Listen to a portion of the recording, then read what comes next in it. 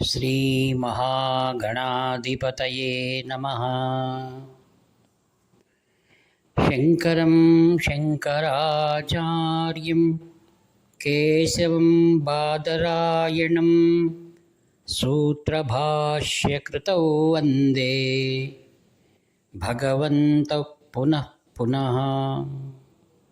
अपारकरुणासिन्धुं ज्ञानदं शान्तरूपिणं श्रीचन्द्रशेखरगुरुं प्रणतोऽस्मि मुदान्वहम्।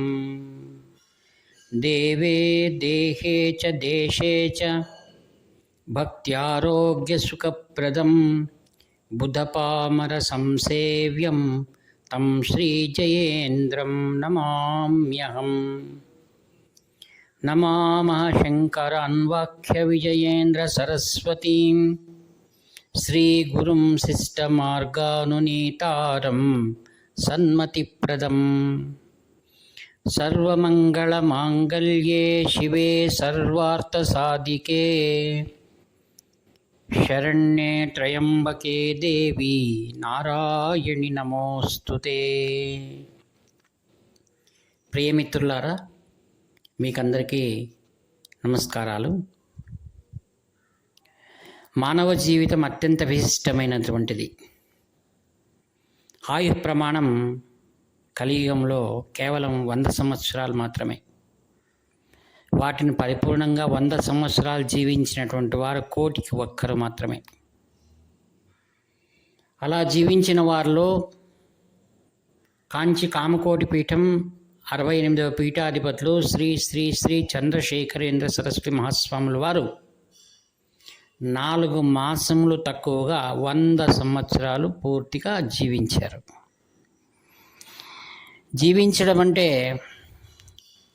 అందరిలా కాదు, అందరి కోసం జీవించారు, మన కోసం జీవించారు.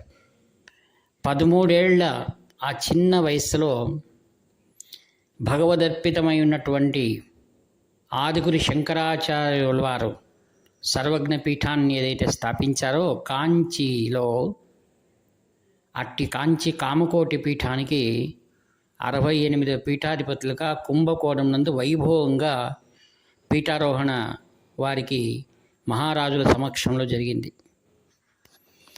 ఆదిగురు శంకర భగవత్పాదాచార్యుల వారు కాంచినే ఎందుకుగాను తనకు విశిష్టమైన సర్వజ్ఞ పీఠంగా స్థాపించారనడానికి అనేకమైనటువంటి సదాలోచనలు మనలో తరంగాలుగా ప్రవహిస్తాయి.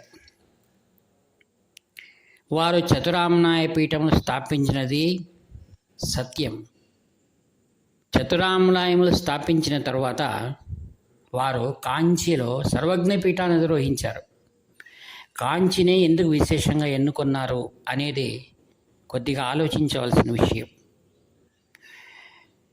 చతురామ్నాయ పీఠముల్లో వారెందుకు గాను అక్కడ స్థిర నివాసం ఏర్పరచుకొనలేదు, అది ఒక ఆలోచన.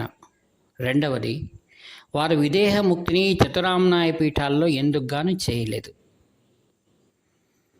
గురువులు తమదైనటువంటి విశిష్ట స్థానాన్ని వారు ఎంచుకుంటారు. కాంచీపురం యొక్క విశిష్టత ఏమిటి? అక్కడ త్రిమూర్త్యాత్మక స్వరూపమైన క్షేత్రం అది.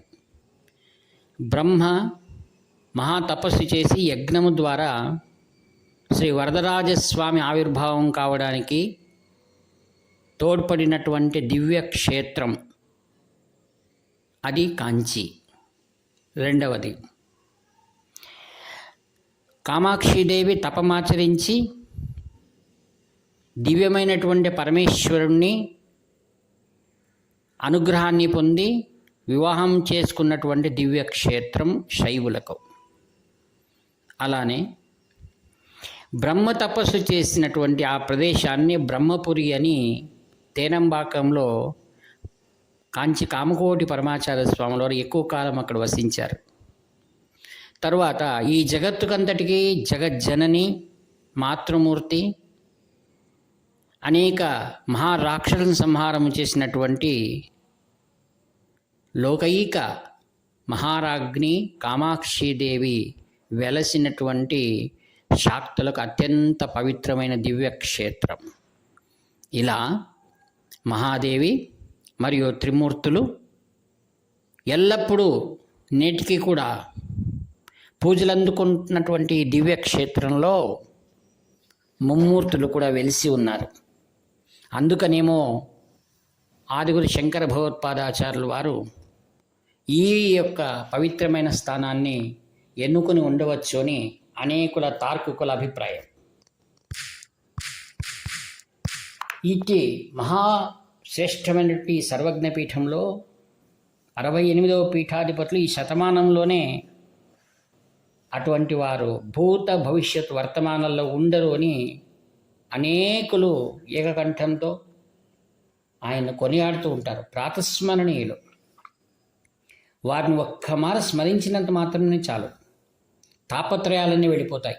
ఆది భౌతిక, ఆది దైవిక, ఆధ్యాత్మిక తాపత్రయాలు తొలగి జన్మాంతరం నుంచి చేసుకున్నటువంటి అనేకమైనటువంటి దుష్కర్మలను తొలగి మనస్సు ప్రశాంతంగా నిర్మల చిత్తంగా ఏర్పడి ఆ యొక్క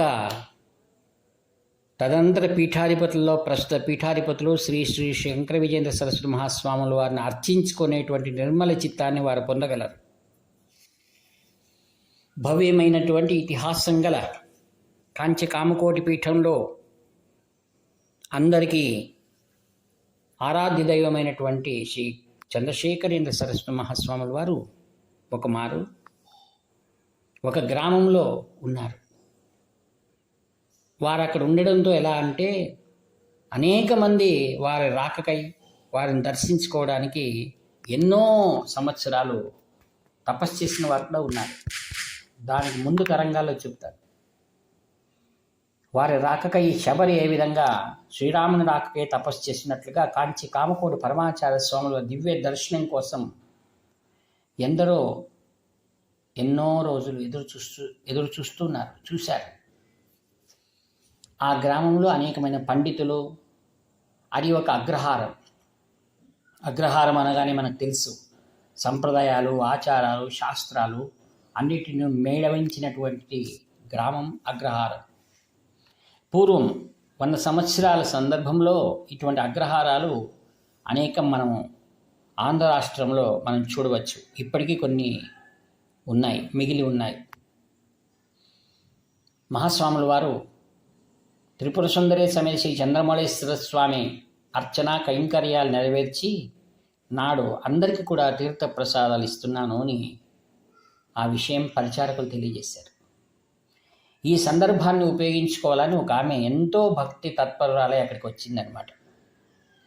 ఇక్కడేమిటి ఆశ్చర్యం అనగా, ఆమె భర్త ఆమెను వదిలి 12 సంవత్సరాలు అవబోతుంది. సంప్రదాయ ప్రకారం భర్త భార్య 12 సంవత్సరాలు ఒకరు చూసుకోలేదంటే శాస్త్ర ప్రకారం విడిపోయినట్లుగా ఒక సంకేతం. ఆమె రాగానే అక్కడ ఉన్న వారందరూ కూడా ఆమెను దూరం వెళ్ళిపోమని అనేక రీతులుగా చెప్తూ ఉన్నారన్నమాట. మహాస్వాముల వారు ఒక్కొక్కరిగా తీర్థమిస్తూ ఆ కోలాహలాన్ని ఏమిటిని ఒక్కసారి చూసి ఒకసారి పరిచారకుని పిలిచి ఆమెను నా దగ్గర రమ్మనేమో అని చెప్పారు. అక్కడున్న ఒక పండితుడు స్వామి అనగానే చెయ్యి ఆపారు. ఆమెను పిలిచి ఆమెకు కుంకుమ, అక్షింతలు, తీర్థమిచ్చి ఇంటికి వెళ్ళమ్మా అన్నారు. ఆమె ఒకవైపు ఆనందం, కరుణామయుడు పరమాచార్య స్వాముల వారు అనుకుంటూ ఆ కుంకుమ పెట్టుకొని ఆ అక్షింతలు తీసుకొని ఇంటికి వెళ్ళింది. వెళ్తున్న గుమ్మం ముందు 12 ఏళ్ల వెనకల వెళ్ళిపోయినటువంటి తన భర్త ఈమె కోసం ఎదురు చూస్తున్నాడు అనమాట. ఆమె ఆశ్చర్యపోయింది. శాక్త పురాణాలు కొన్ని చెప్తున్నాయి, ఎవరైతే దేవి ఆరాధనలు, దేవి సప్తశతి పారాయణలు ఎవరు చేస్తూ ఉంటారో వారి యొక్క పుణ్యం ఏమిటంటే దూరంగా వెళ్ళిపోయిన వారు త్వరగా వస్తారు. రెండవది, శుభవార్తలు ఉన్న చోటనే వింటారు. మరి కాంచి పరమాచార్య స్వామీజీ ఎవరు? సాక్షాత్ కామాక్షి. ఆయన దర్శనం చేసినంత మాత్రమే సకల శాస్త్ర పురాణముల పారాయణ ఫలితం ప్రతి ఒక్కరూ పొందగలరు. అందుకనే వేదవేత్తలు, వేద పండితులు ఆ మహాస్వామి యొక్క దివ్య దర్శనానికని ఎదురు చూస్తూ ఉంటారు. మహాస్వాముల వారి దగ్గర మరి ఒక గ్రామంలో స్వాముల వారు వెళ్ళారు. అక్కడ స్వాముల వారి ఉద్దేశం పామర జనం కూడా ఆధ్యాత్మం వైపు మరలాలి, వారి సమస్తమైన దోషం తొలగిపోవాలనేటువంటిది మహాస్వాముల వారి ఆలోచన. అక్కడ ఏం చేశారు, ఆ కార్యక్రమం జరిపించేటువంటి ఆ సభ్యులు ఒకరిని పిలిచి 2 రోజుల్లో అందరికి కూడా శ్రీరామకోటి రాయడానికి కోసం పుస్తకాలు తయారు చేసి సిద్ధంగా ఉంచండి అన్నారు. ఒకరోజు స్వాముల వారు పూజ అయిన తర్వాత అందరికీ కూడా శ్రీరామకోటి పుస్తకాలను స్వహస్తాలతో అలా తాకి పరిచారకుల ద్వారా అందరికి కూడా అందించారు. అప్పుడు స్వాముల వారు అన్నారు, ఎవరైతే దీన్ని చక్కగా శ్రద్ధతో రామకోటి పుస్తకాలు నేను 5 రోజులు ఇక్కడ ఉంటాను, దాన్ని ఎవరైతే పరిపూర్ణంగా శ్రద్ధతో రాసి తెచ్చిస్తారో వాళ్ళకి నేను ఒక వెండి నాణ్యం ఇస్తాను అన్నారు. దాన్ని అక్కడున్న భక్తులందరూ కూడా తీసుకొని సంతోషంగా ఇది మహాప్రసాదము, మహాస్వాముల వారు రామ మంత్రాన్ని మనకు ఉపదేశించేశారనేటువంటి భక్తి పారవశ్యంతో శ్రద్ధతో దేవుడి గదిలో కూర్చొని ప్రతిరోజు కూడా పరమాచార్య స్వామి వారు స్మరిస్తూ శ్రీరామకోటి ఆ యొక్క పుస్తకాలను రాసి 5 రోజుల తర్వాత స్వాముల వారి దగ్గర తెచ్చి ముందుంచారు. అప్పుడు ఒక్కొక్కరుగా ఇస్తూ ఉండగా స్వాముల వారు దూరంగా నిలబడ్డట్టు ఒక బాలకుడిని చూశాడు. ఆ అబ్బాయిని ప్రేమతో దగ్గరికి పిలిచి దాన్ని స్వాముల వారు అంటున్నారు, సొల్లు అన్నారు, చెప్పు అన్నారు, పలుకు అన్నారు.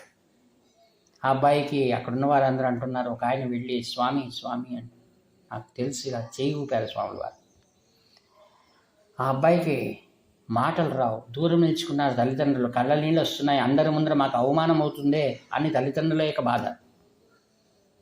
అక్కడున్న వారందరూ కూడా ఏమిటి విచిత్రం, మహాస్వాముల వారు త్రికాల జ్ఞానులు కదా, మరి వారికి తెలియంది ఏముంటుంది అని కొందరు ఉత్సుకత, కొందరు నాస్తికవాదులు ఉన్నారు, ఇప్పుడు ఎవరు గెలుస్తారో చూద్దాము అనుకుంటున్నారు అన్నమాట.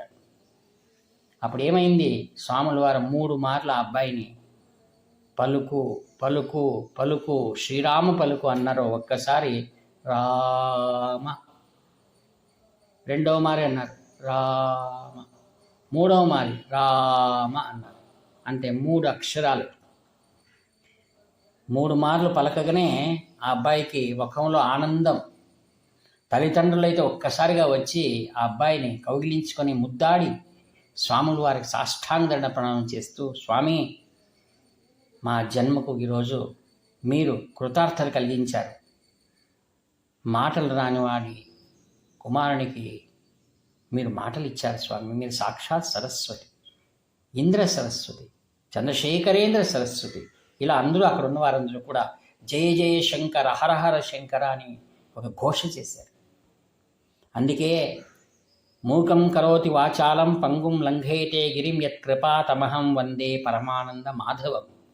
మాధవనామమేది రామమంత్రం. ఆ రామమంత్రాన్ని ఎవరైతే ప్రేమతో రచిస్తారో వాళ్లకు సమస్తమైన దుఃఖాలు తొలగిపోతాయి. తరువాత వాల్మీకి అనేటువంటి వాడికి ఈ మహత్తరమైనటువంటి రామ 2 అక్షరాలను బోధించినటువంటి ఆ సప్తఋషుల ద్వారా అదే మంత్రాన్నే అక్షరాలనే మంత్రముగా స్మరించి స్మరించి స్మరించి శ్రీరామచంద్రుడు అవతారానికంటే ముందుగానే త్రికాల జ్ఞాన సంపన్నుడైనటువంటి ఆ యొక్క వాల్మీకి బ్రహ్మ ఋషి వాక్యం ప్రకారం నారదుల వారు తెలియజేసిన ప్రకారం శ్రీమద్ రామాయణాన్ని ఈ లోకానికి అందించారు. ఆది కావ్యమైంది. అందుకే శ్రీరామ రామ రామీతి రమే రామే మనోరమే సహస్రనామ తత్తుల్యం రామనామ వరానని ఆత్మీయులారా, ఇంట్లో అందరూ కూడా తప్పక ఉదయం లేచి ఒక పుస్తకం తీసుకొని శ్రీరామ శ్రీరామ శ్రీరామ శ్రీరామ శ్రీరామ శ్రీరామ అని రాస్తూ ఆ పుస్తకాలను కాంచి కామకోటి పీఠానికి అందించండి. అందరికి కూడా ప్రస్తుత పీఠాధిపతి శ్రీ శంకర విజయేంద్ర సరస్వాముల సంపూర్ణ అనుగ్రహం అందరిపైన ఉంటుందని చెబుతూ ఈ వాక్పుష్పములన్నీ కూడా కంచి కామకోటి పీఠం యొక్క దివ్య చరణారవిందం నిరహంకారంగా సమర్పిస్తూ సెలవు తీసుకుంటాను. ఇట్లు మీ ప్రియమిత్రుడు నివర్తి నాగభూషణ శర్మ. హర హర శంకర జయ జయ శంకర, హర హర శంకర జయ జయ శంకర, హర హర శంకర జయ జయ